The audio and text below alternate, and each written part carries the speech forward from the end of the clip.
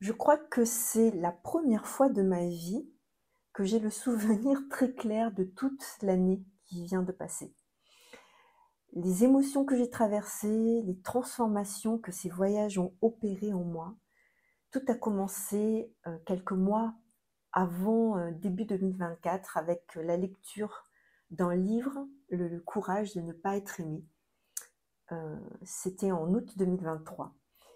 Il y a des lectures comme ça dont on sait qu'elles vont changer notre vie, mais je crois que c'est peut-être plutôt que j'étais prête à manifester cette lecture dans ma vie.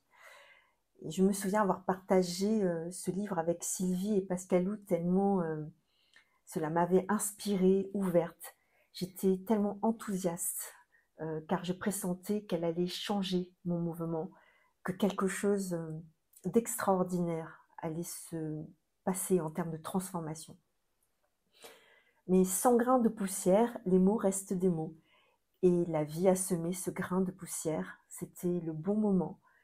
Tout était maintenant là pour que je puisse commencer ce voyage. Le voyage du courage de ne pas être aimé, du courage de s'aimer assez pour se choisir. Il ne s'agit pas d'égoïsme ou de narcissisme, bien sûr. Il s'agit de savoir se reconnaître et de l'exprimer. Il s'agit de ne pas renoncer à soi, de ne pas s'abandonner en choisissant l'autre, les autres, ses peurs.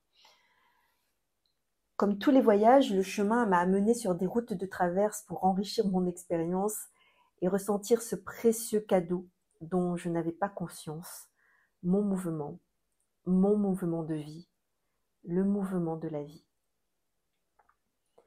Percevoir aussi cette vision que grandir dans la verticalité, c'est prendre de la hauteur. Et c'est parce que l'on prend de la hauteur que l'on peut embrasser. Moins dans le sens d'accueillir, mais plus comme lorsqu'on est en haut d'une montagne et que l'on embrasse le paysage, l'horizon.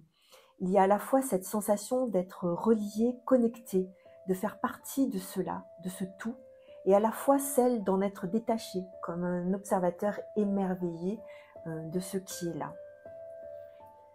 On dit que s'exprimer, partager n'est pas en priorité pour faire entendre à l'autre sa vérité, mais pour l'incarner de manière plus profonde en soi, comme une promesse de reconnaissance en sa propre lumière.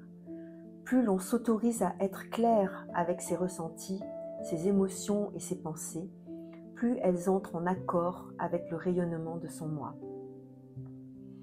C'est ce que je retiens de cette année 2024 à travers toutes les émotions en ombre et en lumière que j'ai traversées et qui m'ont amené à vivre ce mouvement-là. Mais il n'y a pas de voyage sans rencontre. Et chaque rencontre est unique et une véritable invitation à cette rencontre avec soi. Alors je voudrais vous exprimer à chacune et chacun ma profonde gratitude pour votre mouvement qui me fait grandir et m'élever. Et je vous souhaite une superbe année 2025 et à la fois l'audace et le courage de votre mouvement de vie.